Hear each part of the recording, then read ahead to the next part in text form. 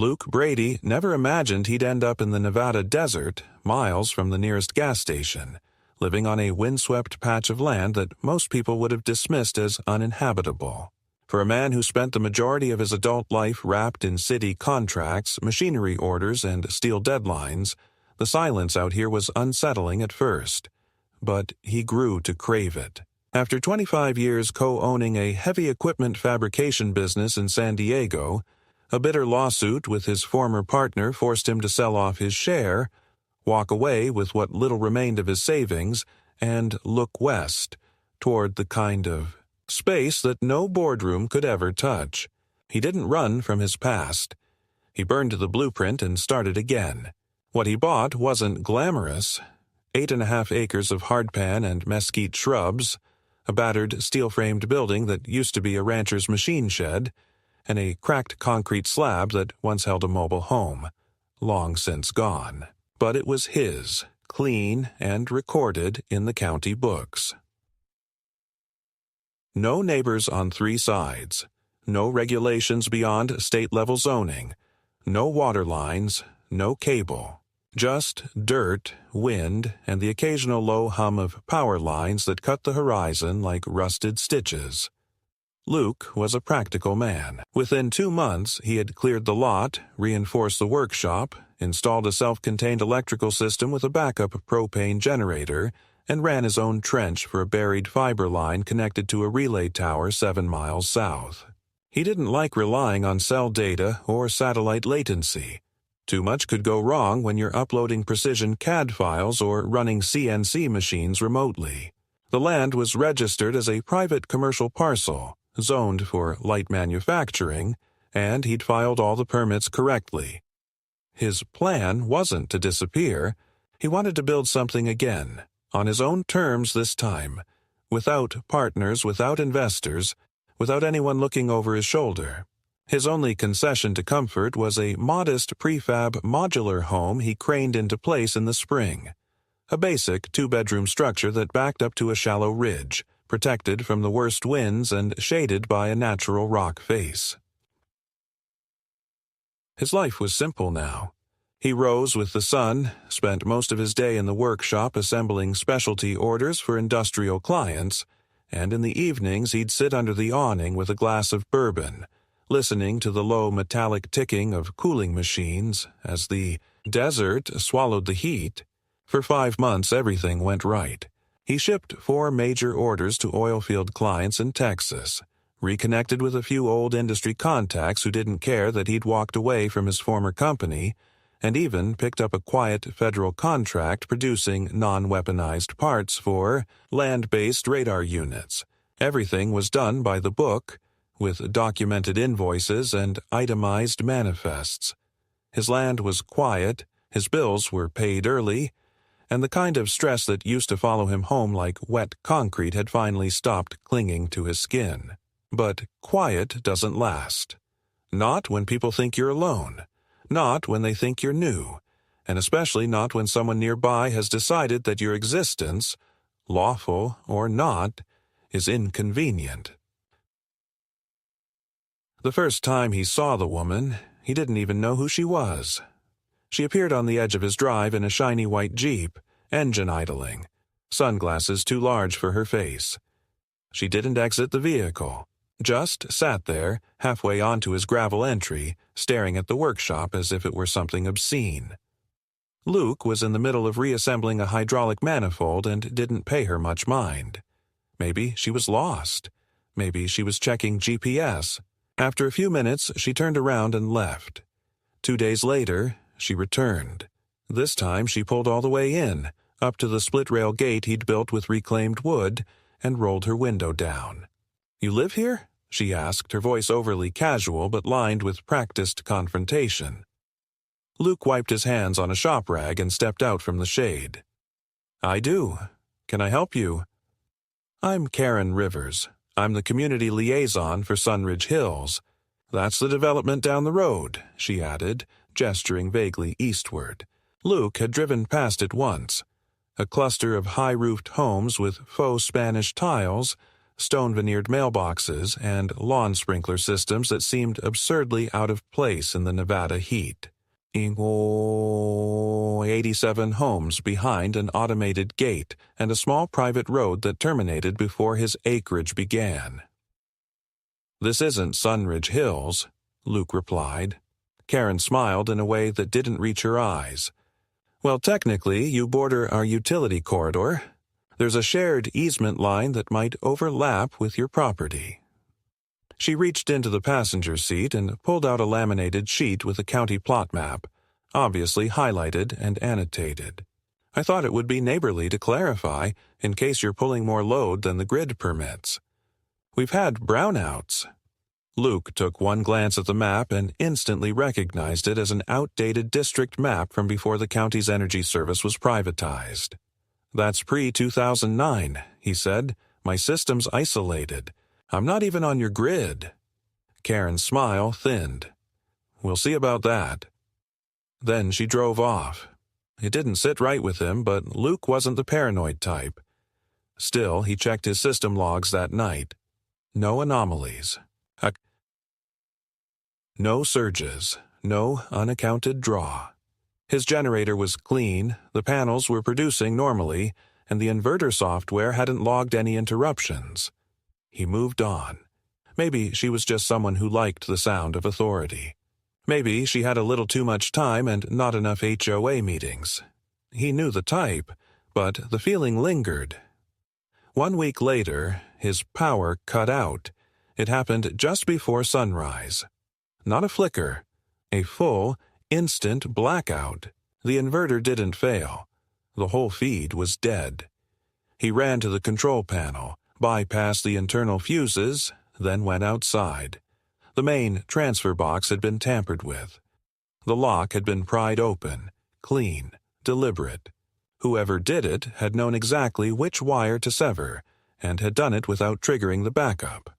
Luke wasn't just cut off. He was surgically removed from his own lifeline.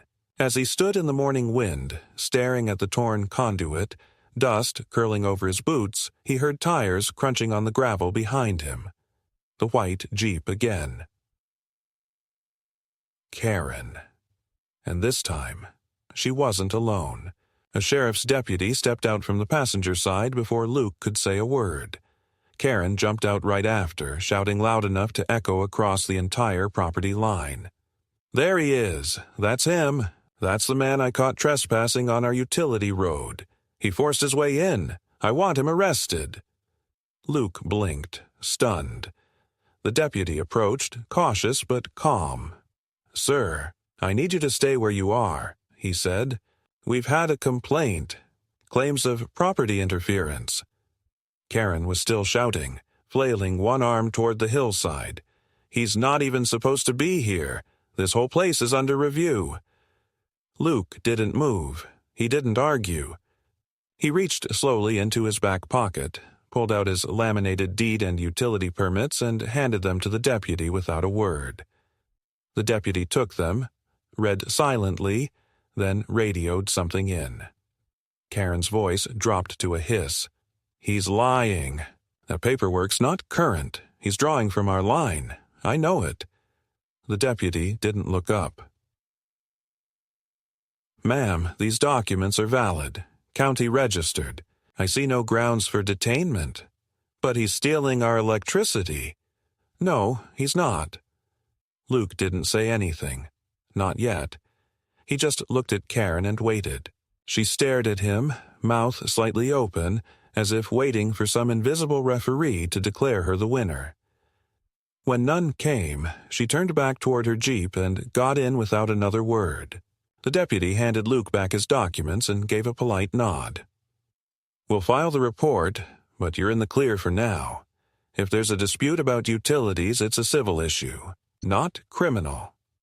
As they left, Luke stood in the gravel, the wind brushing grit across his knuckles, staring at the slashed cable with a mounting coldness in his chest. This wasn't over. This wasn't random. Someone had cut his power with precision and then called the cops as if he were the one committing a crime. And someone like Karen didn't do that on a whim. She did it to send a message. Luke Brady wasn't going to back down. But he wasn't going to roar either. He would document. He would reinforce. He would act the way men act when they've built things with their hands and defended them with more than just permits. He would outlast, because out here, the dirt doesn't lie, and neither does the wire when it's burned. Something had begun. Something subtle. Something surgical. And Luke wasn't going to let it spread. The following morning, Luke awoke with the kind of tension that comes not from fear, but from quiet calculation. His system was still down, and the generator sat silent, its feed lines inactive, its failsafe overridden by whoever had done the cutting. He spent the first hour walking the perimeter of his property, checking for any additional tampering or entry points. No footprints, no tire tracks. The wind and loose soil erased most signs quickly, but the damage itself had been surgical. Someone had approached on foot, likely under cover of night, and had the tools and knowledge to breach a high-voltage junction without triggering internal fail-safes. Whoever did it wasn't improvising. They were prepared. That precision haunted him more than the vandalism itself. With no time to waste, Luke bypassed the main damage and rerouted power through a secondary internal loop, partially restoring supply to the workshop and essential systems. It was temporary, rigged, vulnerable, but it would give him a day or two of function while he worked on a proper repair. He didn't call the sheriff. Not yet. After yesterday's stunt, it was clear that someone had already turned this into a game of claims and counters. In small counties, the one who appears calm and methodical tends to have the advantage in the long run. Luke knew that. He'd watched men destroy themselves in arbitration rooms by losing their cool. The key was leverage, not noise. By noon, he had cleaned the damaged box, cataloged each cut and scorch mark, and photographed the whole unit from every angle. Then he loaded the images, time-stamped into a secure cloud backup with cross-access to his legal archive. It wasn't paranoia, it was procedure. He kept a paper record, too. Handwritten notes, diagrams, current flow logs, anything that might later contradict whatever story someone else tried to spin. Meanwhile, he drafted a request to the County Utility Oversight Board for an independent audit of his property line and power isolation. It would take weeks, maybe longer, but the paper trail would matter if this went further. He thought that might be the extent of it, at least for now. Maybe Karen would back off after her failed attempt to weaponize the sheriff's department. Maybe she'd stew for a few days and redirect her energies to a broken sprinkler or a neighbor's overgrown hedges. But Karen Rivers was not the type to let go of control once she'd locked onto something. And Luke had inadvertently become her mission. That night, the sky glowed red behind the ridge. A brush fire in the distance, probably miles off, but close enough that he could smell the dry, bitter scent of creosote and cinder carried on the wind. It reminded him of the fragility of isolation. Out here, you were your own line of defense, against weather, against theft, against everything. He didn't sleep deeply. He dozed with one eye open, listening for unnatural sounds beneath the howl of desert wind. By morning, the damage had evolved. It wasn't sabotage this time. It was obstruction. His access road, technically his private right-of-way, was blocked. Someone had parked a dump trailer across the entrance perpendicular to the gate. No plates, no markings. And when he approached it on foot, he found the tires had been deflated and the axle chained to a T-post someone had driven into the ground. A note was zip-tied to the frame. Construction access. Do not move. It wasn't construction. There were no permits, no crew, no activity beyond the passive aggression of a message left by someone who knew the right phrases to stall a complaint. Luke didn't call anyone. He went back to the shop, pulled out his cordless grinder, cut through the chain, and rolled the trailer out onto the easement shoulder with the help of a makeshift jack system. It took 90 minutes and left him sweating in the midday sun. But he got it done. By early afternoon, 2 men in a black pickup arrived. Hard hats, reflective vests, clipboards. They pulled up to the shop and stepped out like they belonged. "You the owner?" one asked. Luke nodded slowly. "And you are?" "We're with Mountain Terrain Electric. There's a complaint regarding unauthorized access to shared conduits beneath your property. We're here to evaluate easement rights and inspect potential service interruptions to adjacent infrastructure." Luke's expression didn't change. "You have documentation." The man held out a folder. It was thin. Inside was a single sheet, unsigned with a letterhead logo but no official seal. A printed notice of inspection. "Where's the permit number?" The man shrugged. "Standard verification. You're required by state code to allow site access during a disputed service event." Luke didn't argue. He stepped back, waved his hand toward the lot. "Be my guest." "I'll be inside. Just don't touch anything without my say." The men walked the property with practiced steps, but they weren't inspecting.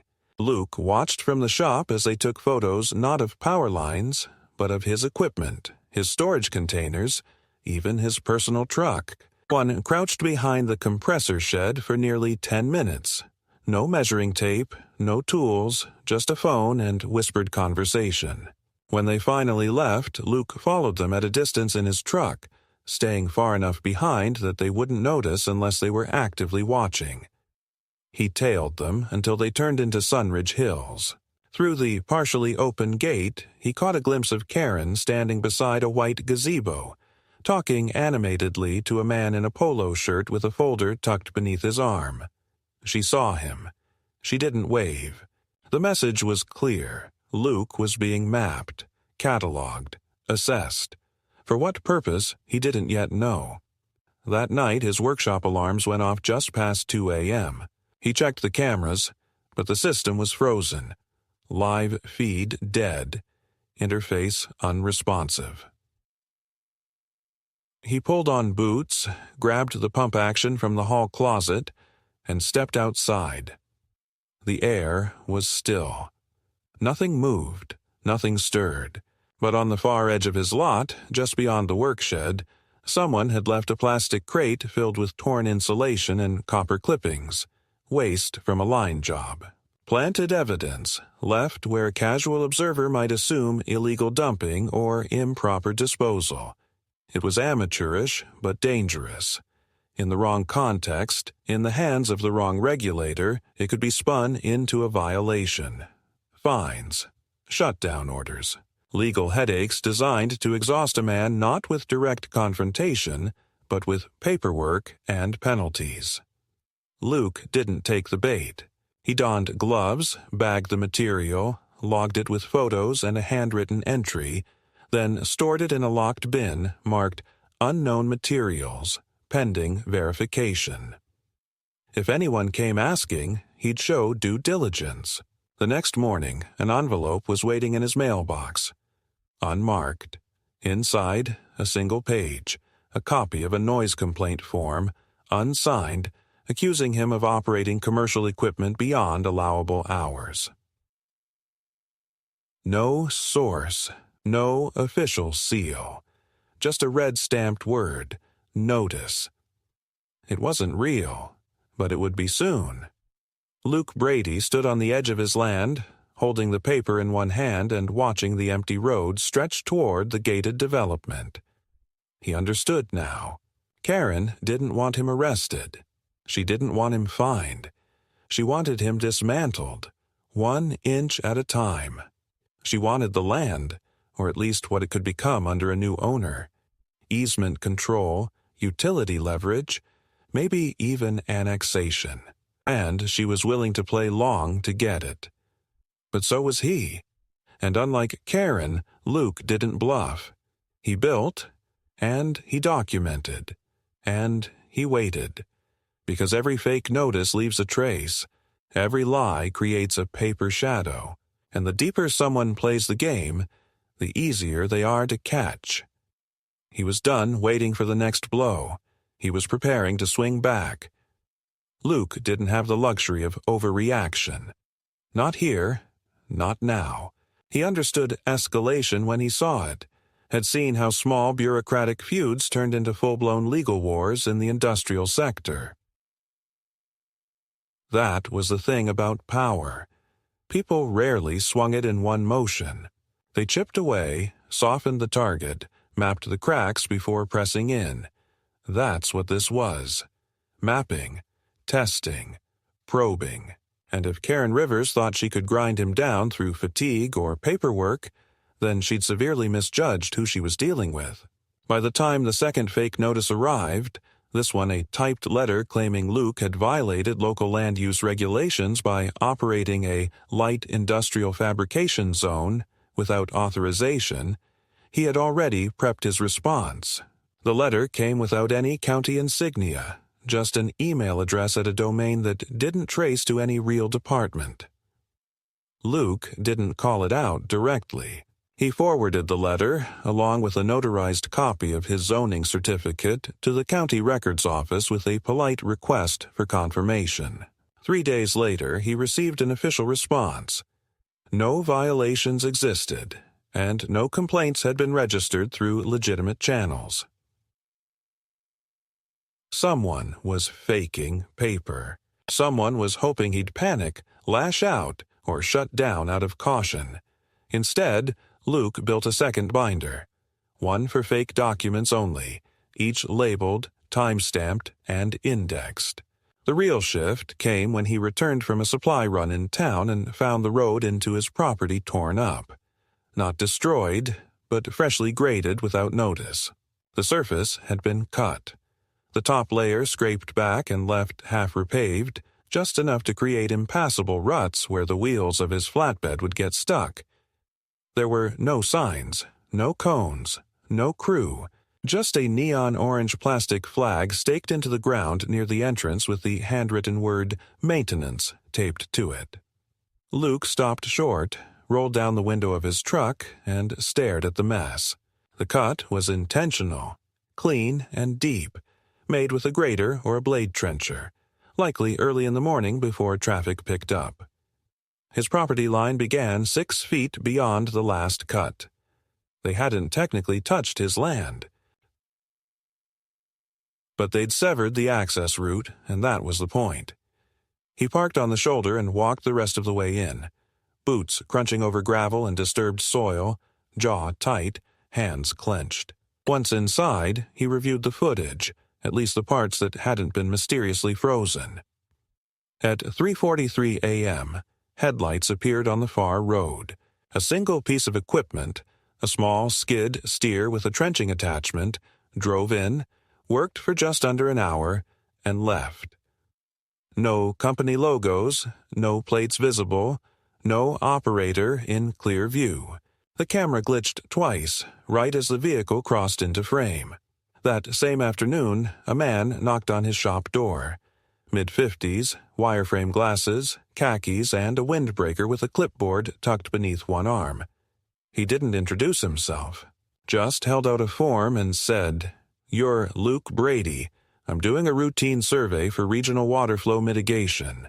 I need to inspect your drainage output." Luke didn't answer right away. He studied the man's posture. Too stiff.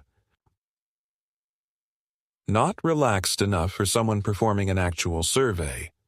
He took the paper. It was a generic checklist, printed from a home office. No seal, no request ID, no dispatch order. "There's no drainage," Luke said. "I'm not hooked to county water, no runoff line. This is desert." The man smiled, shallow and non-committal. "I still need to verify the absence for record keeping." "No, you don't," Luke replied evenly. "Not unless you come back with a badge, a directive, and someone from the county's Department of Environmental Services."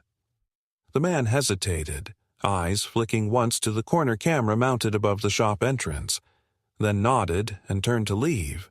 Without another word, Luke watched him go. Watched his car, a late-model hybrid with temporary plates, kick up dust as it rolled down the cleared path. Another one of her ghosts, sent to probe, to observe, to catalog. The next week was quiet, but it was the kind of quiet that feels intentional. No false documents, no new complaints, no late-night noises. And Luke knew enough to recognize that calm doesn't always mean peace. It means someone's moved to another tactic. He discovered it when the delivery stopped showing up. 3 different vendors, his custom steel supplier, his panel fabricator, and the chemical sealant distributor, each sent the same message in slightly different words. They'd been informed of a regional hold on delivery to his location due to an ongoing compliance review. Luke spent an entire day calling each company directly, confirming their orders, reviewing their carrier assignments. None of them had instigated the hold themselves.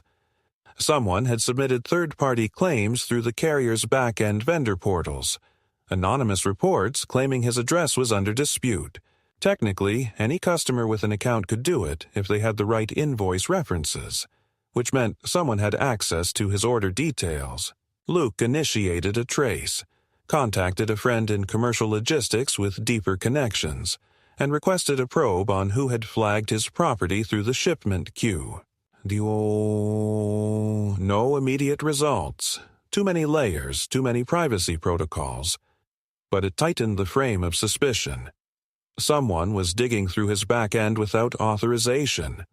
Someone had a degree of reach that concerned him. He changed every password, encrypted his drives, segmented his network into separate channels. He began air-gapping his most sensitive client files and moving critical operations to a secure off-site system he had built during his corporate days and never fully decommissioned. Not paranoia, just good operational hygiene when you knew someone was trying to isolate you. Then came the visit from the building inspector. Unlike the others, this one was real. Uniform, badge, official vehicle with county plates. Luke offered him water and listened carefully as the man explained that an anonymous complaint had been filed regarding improper structure anchoring and unlicensed material storage. It was phrased professionally, detached, but the inspector's tone betrayed a certain discomfort. "I'm required to verify," he said. "I don't expect issues, just need to document the site." Luke walked with him, showed him the prefab's anchoring points, the metal footing specs, the container documentation. Everything was in compliance. Everything was clean. The inspector nodded repeatedly, took a few photos, then sighed as he closed his folder. "Off the record," he said. "You've been flagged 3 times this month. Different departments, all anonymous. No patterns I can prove, but it's coordinated. I've seen this before." "Someone wants the land," Luke said. The inspector nodded once. "Or they want you off it." 2 days later, Karen returned. No Jeep this time. She arrived on foot, walking the gravel path like she owned it. Luke saw her coming through the workshop window and stepped outside before she could reach the door. "Afternoon," she said. "Thought we might have a talk." "We don't have anything to talk about." She tilted her head, feigning politeness. "I think we do." You're clearly not happy here. It's become complicated. You're losing deliveries. You're attracting inspections. That's a lot for one man to juggle. Luke didn't respond. Karen smiled wider. "So, here's my offer. I have a contact, development firm out of Reno.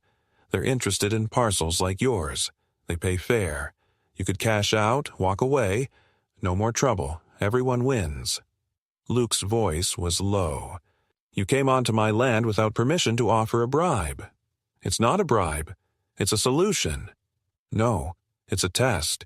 You're trying to see what I'll do. If I fold, if I'm tired, if I'll give up the fight." Karen's smile didn't falter. "It's not a fight, Luke. It's a transition. This area's changing. You're either part of the new shape, or your friction. Luke stepped closer, just enough to force her back a pace. You've tried sabotage, you've tried paperwork, you've tried fear, and now you're trying the polite exit. But I'm still standing, still working, and I'm not going anywhere. Karen's eyes narrowed just slightly. Then I suppose the system will keep doing what it does, and will let the inevitable run its course. She turned and left without another word. Luke watched her go, heart steady, mind already moving through contingencies. This wasn't about her anymore. She was a symptom, the pressure point, the smiling face of something more institutional, something designed to move quietly and crush efficiently. And if they wanted him out, they'd have to break more than his road. They'd have to break his will. But Luke Brady's will had been tempered in harder fires than any of them could imagine, and it was only getting hotter. Luke knew that Karen's offer wasn't spontaneous. People like her didn't knock on doors without rehearsing the outcome, and she had walked his gravel path with the certainty of someone who expected a yes. When she didn't get it, she didn't rage. She didn't threaten. She pivoted with unnerving smoothness and walked away like the conversation had been a mere courtesy. That was the most dangerous kind of opponent, the one who didn't need to win today because she was betting on systemic fatigue. And systems, Luke knew, were designed to exhaust. In his years working in industrial supply chains, he'd seen how regulatory gray zones were used as weapons. Not outright denial of rights, but the slow, bureaucratic erosion of access, death by 1,000 mailed notices. She wasn't going to break in and set fire to his property. She was going to tie knots until the only way out was cutting his own lifeline. 2 days after Karen's visit, a large envelope arrived by courier. No return address, no explanation. Inside were 20 printed pages, each with a different form letter, notices of proposed rezoning, committee hearing schedules, tax reassessment evaluations, water flow studies, and noise mitigation summaries. All unsigned, all formatted to look official. None were verifiable in any database he could access. Luke laid them out across his shop table and photographed every one, then compared them to past documentation. The formatting was wrong. Margins off. Fonts slightly mismatched. The details didn't align with the county's real filing formats. It was amateur work masked by volume, but the message was precise. You are under scrutiny, and you will be buried in this. Luke wasn't the kind of man to waste time on speculation, so he turned to the most efficient weapon at his disposal, his network. He made a call to a woman named Terry, someone he'd worked with during a complicated federal contract a decade earlier. She wasn't law enforcement or a lawyer. She was a forensic process consultant. Her job was to track procedural abnormalities in government audits. They'd stayed in loose touch, and she owed him a favor. He didn't give her specifics, just asked her to review the paperwork he'd uploaded to a secure drive. She agreed without hesitation. "You'll hear back within 72 hours, she said. Luke didn't ask how. Meanwhile, deliveries resumed, but only partially. Some packages arrived intact. Others were rerouted inexplicably or held at distribution centers without explanation. One steel order arrived 300 pounds light, missing key structural beams. When he called the supplier, they insisted the full weight had shipped. A third-party freight forwarder had redirected the load mid-route. A standard procedure during regional verifications, they claimed. Luke filed a dispute, but the tone was clear. The confusion wasn't accidental. It was manufactured. He restructured his workflow, prioritized projects that didn't require outside resources, and doubled down on automation where possible. If they wanted to isolate him, he'd become more self-sufficient. If they wanted to slow his production, he'd change his model. It wasn't about survival, It was about denying them momentum. On the fourth night after the package arrived, just after midnight, his external perimeter lights flickered once and then surged back on. The generator had not tripped. No power loss. But something had disrupted the circuit momentarily, enough to trigger an alert. Luke checked the feed. No signs of tampering, no forced entry. But on the edge of camera range near the southern fence, a vehicle had stopped briefly. Headlights stayed off. A silhouette moved, then vanished into the brush. 10 minutes later, his backup cellular antenna, which supported secondary comms in the event of a fiber cut, dropped offline for exactly 6 minutes. When it returned, the traffic log showed an unauthorized access attempt. 1 failed login, 1 successful. He didn't speak, didn't curse. Just backed up every file, printed hard copies of the most sensitive ones, and removed the antenna entirely. They weren't probing anymore. They were logging in. The next morning, Terry called. "I've looked at everything," she said. "Whoever's doing this has access to internal templates. Older ones from at least 3 agencies. Some of those headers were in circulation 10 years ago. That's why they don't match now. It's someone with legacy files repurposing them to harass or impersonate procedural activity. It's not just some neighbor with a Word doc. This is someone with a memory stick full of skeletons." Luke asked how to prove it. Terry's response was calm but direct. "You don't. Not right now. You document, isolate, and force them to file something real. Paper trails can't hurt you if you never step into their path. But the second you act on any of these fakes, they win. It becomes self-validating. The trick is to bait you into countermeasures that look reactive and aggressive. That's what they want to catch." Luke thanked her and hung up. His strategy crystallized instantly. No reactive motions, no calls to agencies, no lawsuits, not yet. Just visibility and patience. Later that day, a drone appeared. It wasn't a toy. It had thermal optics and an enhanced stabilizer. Luke spotted it hovering 30 feet above the northwest corner of his lot, unmoving. It stayed for 8 minutes, then climbed and vanished.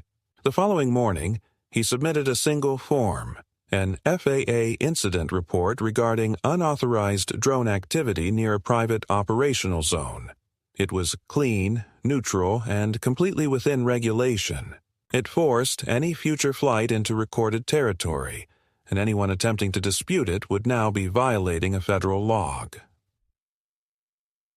He didn't mention Karen. He didn't accuse. He just laid the first brick of his counterstructure. On the 6th day, Luke found his road sprayed with a foul-smelling chemical compound, likely a form of deterrent used in agricultural settings. It coated the gravel and seeped into the tire tracks. The smell was sharp, almost acidic, and lingered on boots. Not dangerous, but unmistakably unpleasant. A psychological tactic. A reminder that no place was immune, that every boundary could be reached. Luke didn't clean it. He left it, took samples, documented the compound, and stored the vial in a sealed tube. Not for revenge, not even for evidence, just for rhythm. A counterbeat to the intrusion, a marker of presence, and as the sun dipped below the ridge that evening, casting long shadows over his workshop, Luke sat beneath the awning, unspeaking, unmoved. They were escalating, but they hadn't yet broken anything that couldn't be repaired, and Luke Brady was about to make sure they understood what real escalation looked like. Luke had always believed that endurance outlasts aggression, that systems break not under attack, but under the wear of repetition. But now, for the first time since he moved onto the land, that belief was being tested not by one act of sabotage or one fake document, but by a campaign built with layers, each thread weaving tighter around his operations. What had begun as power tampering and phony complaints was now mutating into something more strategic, more invasive. And what unnerved him most was not the frequency of the events, but their timing. Everything arrived not when it was convenient, but when it would most disrupt. Whoever orchestrated this wasn't throwing punches. They were scripting a siege. 3 days after the chemical incident, the first real financial damage struck.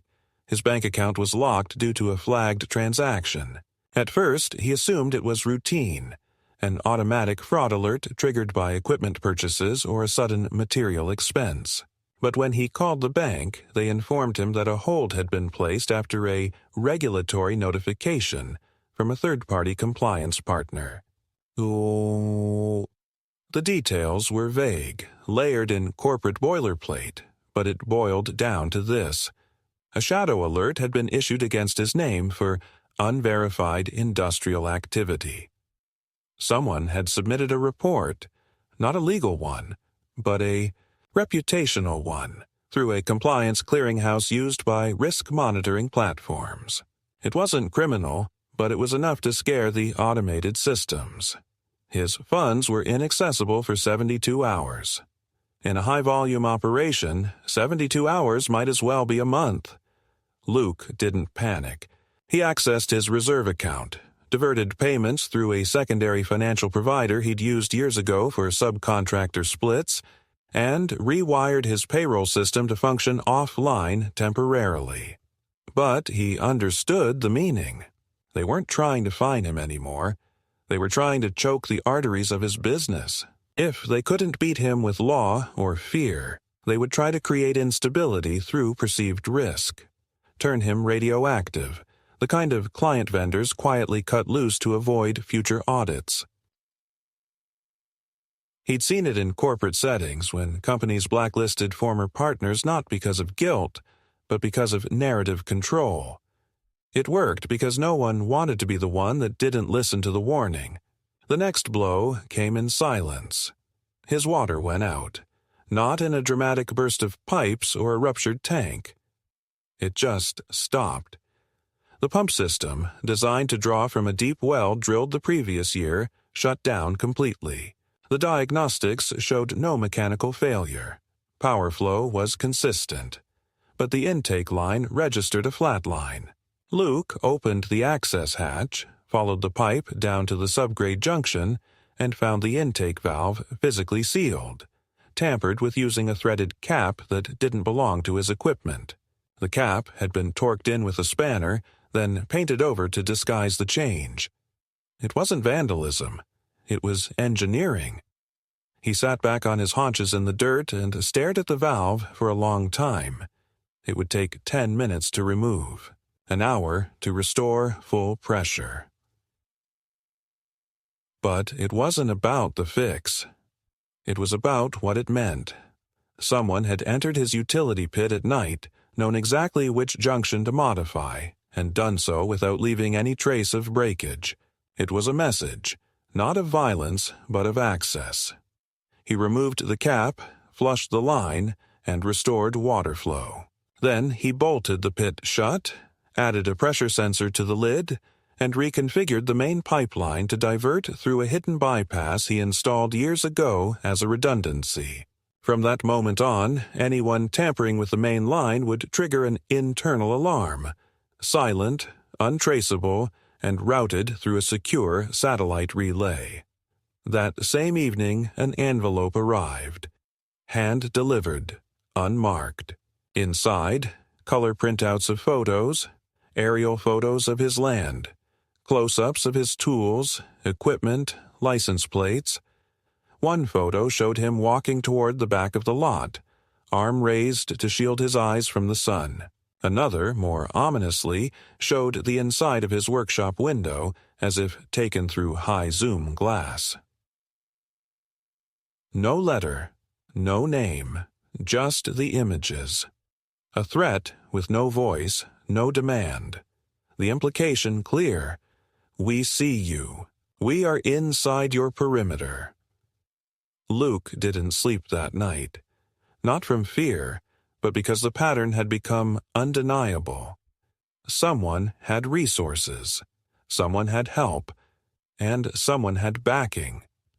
Karen wasn't just acting out of obsession or spite. She was either part of a larger structure or had aligned herself with people who knew how to grind a man down through non-linear pressure. The next morning, he drove into the county administration office, not to file a complaint, but to quietly request a copy of every recorded zoning map from the last 5 years involving the region around Sunridge Hills. He didn't mention his property, didn't reference himself at all.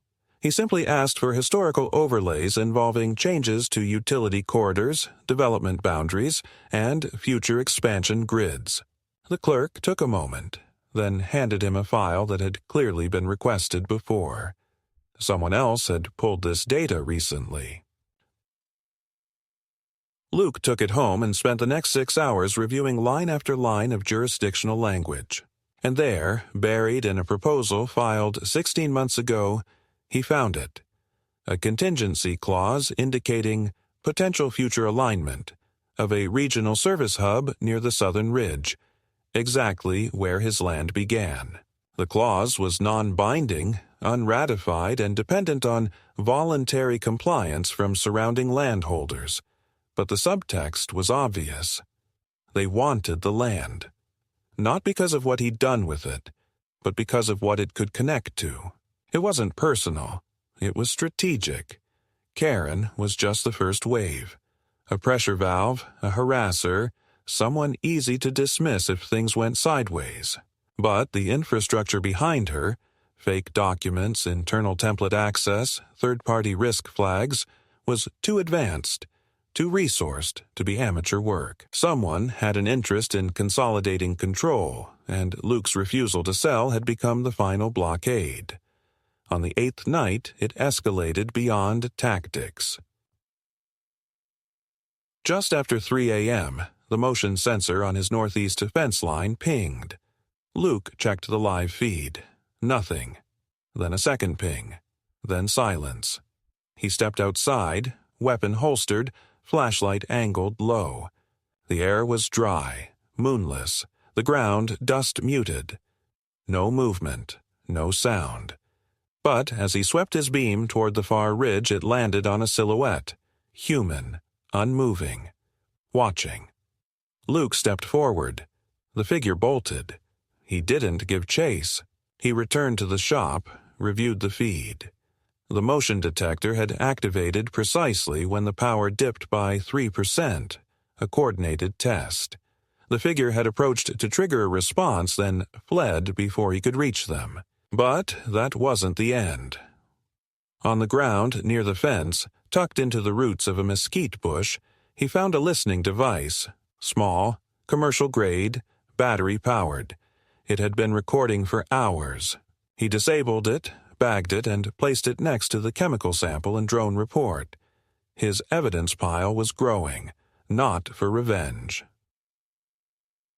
Not even for court, but for resilience, for posture, for the moment when the pressure they were applying bounced back with consequences.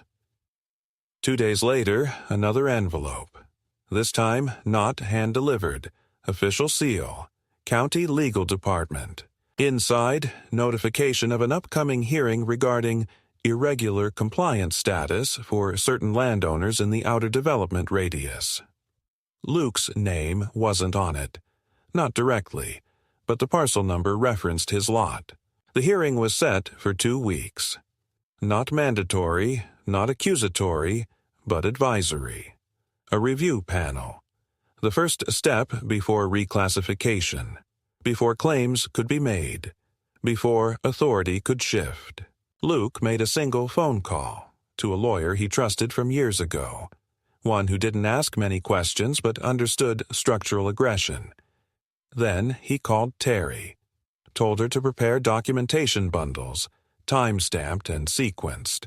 Then he ordered a satellite backup kit for his data server. And finally, he wrote a single sentence in his private ledger. If they want war, they better be ready to finish what they start. The day of the county hearing arrived cloaked in the sterile civility of government process. No confrontation, no raised voices, no indication on the outside that what was happening inside the long, beige-walled annex building could shape the fate of privately held land. Luke arrived early, dressed not to impress but to communicate control. Pressed work shirt, clean boots, no tie, no pretense. His lawyer met him in the parking lot, folder under one arm, expression unreadable. Inside, the seating was arranged in quiet rows facing a dais, behind which sat 3 panelists from the county's Planning and Land Use Review Board. A 4th chair stood empty, a sign marked Advisory Liaison, waiting beside it. At 10:01, Karen Rivers entered. Not flustered, not overdressed, but calculated. She didn't glance at Luke, didn't need to. Her confidence had grown, emboldened by weeks of small victories and a long string of invisible nudges that she likely believed were her own doing. She sat on the far left, papers in hand, speaking briefly with a man in a sand-colored blazer who bore the faintly disengaged demeanor of a career administrator. Luke recognized the look. Someone who didn't make decisions, just nudged paperwork along the conveyor belt of bureaucracy. The hearing was procedural. A review of proposed zoning adjustments under the pretext of utility consolidation and regional infrastructure alignment. Terms were vague. Maps were projected on screens. Luke's parcel number was never named aloud, but it floated on the digital displays like a marked target, adjacent to proposed corridors, overlapping access points, nudging into highlighted development zones shaded green. It wasn't a hostile proceeding, at least not overtly. No accusations, no demands, just a series of inquiries, soft-voiced and seemingly innocent. Has the landowner submitted recent compliance updates? Is the electrical system verified by a third-party contractor?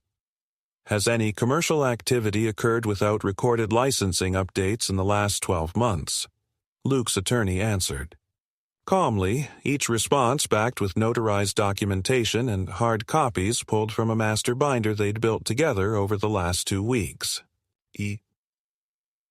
Every accusation, every whisper of non-compliance had been anticipated. It was methodical disarmament. No one raised their voice. No one stormed out. And when the panel closed with a vague promise to continue evaluation, Luke knew he hadn't won anything, only delayed. He and his attorney returned to the truck. No victory, no relief, but also no fracture. It was a holding pattern. But Karen hadn't played her final card yet. It came 3 days later, delivered not through paper or agency, but through pure performance. Luke was working late in the shop, testing tolerances on a prototype gear when floodlights spilled across his gravel drive. Red and blue, blinding. He stepped outside into a cluster of voices, shadows, and the unmistakable snap of authority. 2 sheriff's deputies stood behind their cruiser, one hand hovering over a sidearm, the other holding a flashlight aimed square at Luke's chest.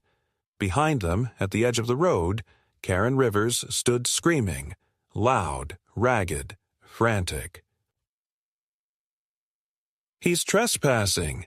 He's here again! He broke in! He doesn't own this land!" It was a scene pulled straight from a staged panic. She stumbled as if running from a threat, pointed with trembling hands, and shouted like she was witnessing a home invasion.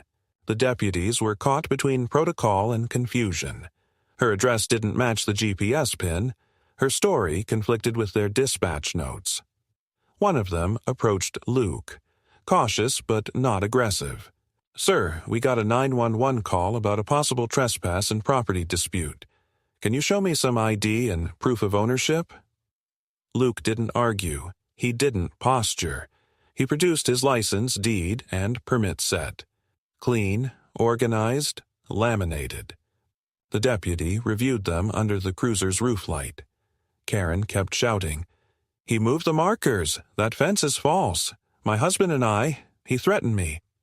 She looked around wildly, even though no one else was there. It was an attempt at escalation through optics. create chaos, force law enforcement to choose order over clarity. But the deputy didn't bite. "Ma'am," he said slowly, "we're on his property. The deed lines up with the county system." Karen stepped forward, voice cracking with rage. "No, you're protecting him. He's stealing land." Her tone shifted, from frantic to accusatory to something venomous. She pointed at Luke. "He's operating illegally. Weapons, noise, machinery, all ours. He's a threat." Luke stood still, arms crossed. He didn't speak. The deputy turned to him. "Mr. Brady, would you be willing to walk us through your perimeter, just to satisfy the call and avoid a formal complaint?" Luke nodded once and led them. Calm, precise, deliberate.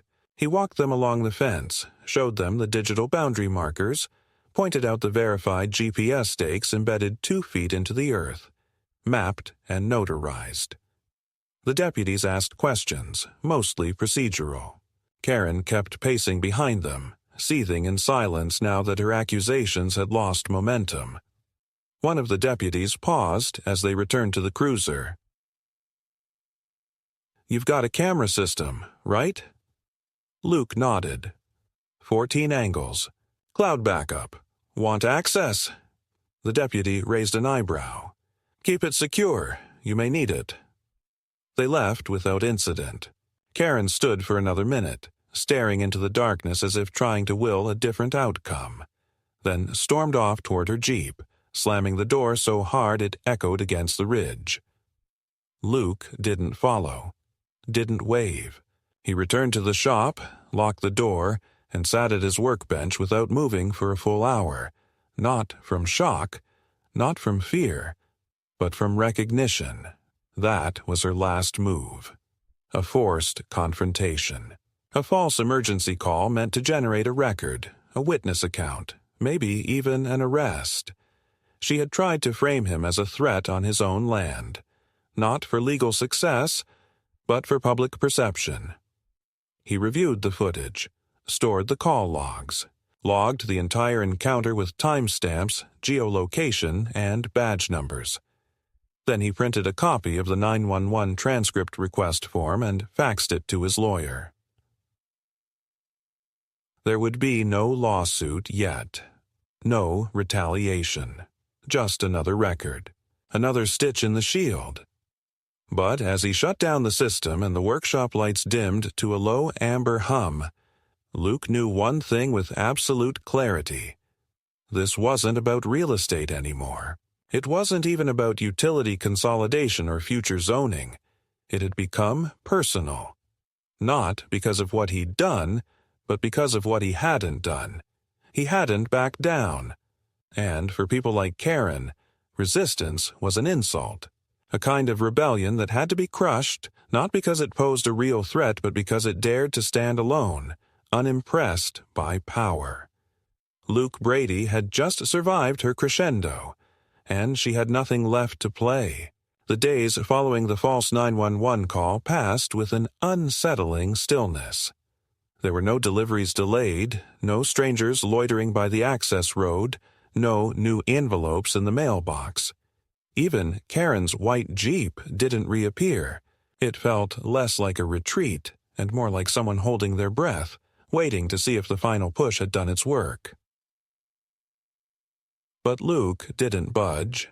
He woke at the same time, ran diagnostics on his systems, continued his fabrication work, and kept meticulous notes on every movement near his perimeter.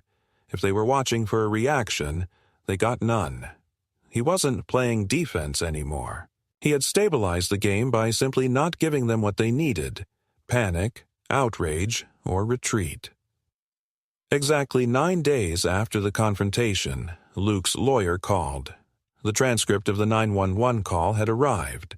On record, Karen had not only claimed he was trespassing, but added that he was armed, unstable, and possibly under the influence. It was a deliberate escalation designed to provoke armed response.